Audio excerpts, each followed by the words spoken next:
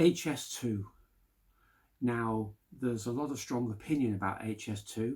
My own opinion is that it is a tremendous waste of funds, especially at a critical time in the country's economy, and a tremendous opportunity that's been lost that could have been developed in different ways. But it's not the fault of the current Prime Minister, Mr. Johnson.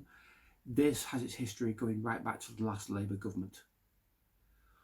Now, I'm not going to, in a sense, argue any further on the current state of HS2. There's virtually nothing we can do now unless someone takes really bold and dramatic action. But I do want to look at the history of railway science and technology in this country and how other opportunities have been lost and what we can do about them.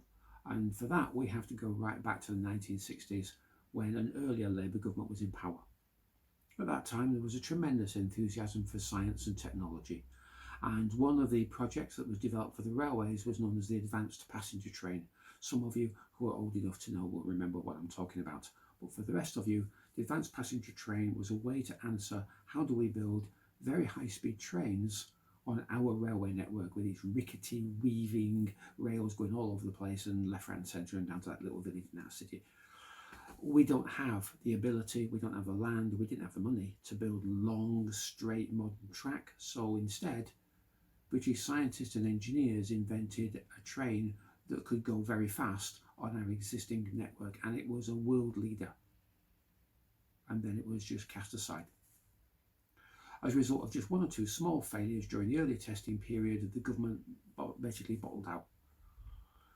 Instead of investing for decades, instead of perfecting the technology, making it better, making it lightweight, making it stronger, making it more sophisticated, making it more advanced and more exportable, and then selling it all over the world and becoming a world-leading railway industry, it was discarded. And that is why today with HS2 we're importing Japanese bullet trains.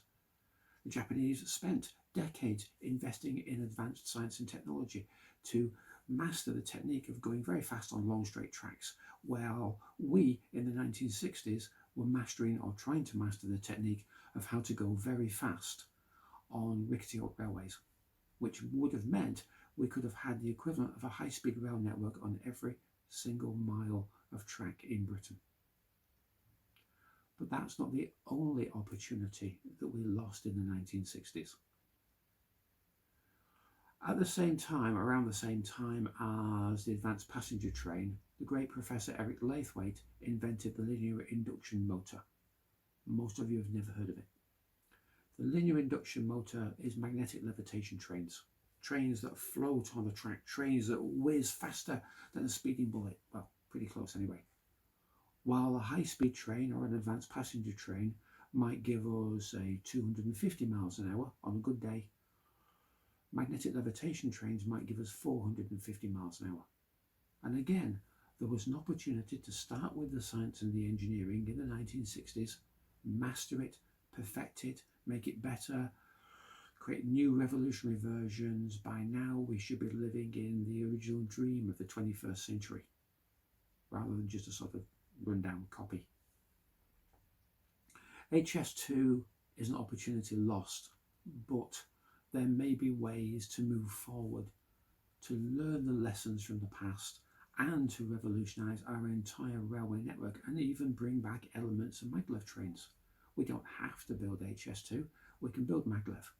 We can build a system which I call hyperrail, and I've been working on a few of my own ideas. And this is one of the reasons why I'm proposing to stand for Mayor of Greater Manchester. First, I want to get a foot in the door so that someone might actually listen to the idea that we can, in Britain, develop new advanced revolutionary science. And second, to try and counter the endless voices of Labour mayors and Labour politicians in London and in the North who are still beating the drum for HS2. They don't just want HS2 down south, they want to bring that gigantic money pit up here to the north to secure even more money out of our pockets when we could have had much better science and engineering and prosperity, because we can then export our science and engineering around the world. We can create jobs manufacturing it here in Britain if we're allowed to do so.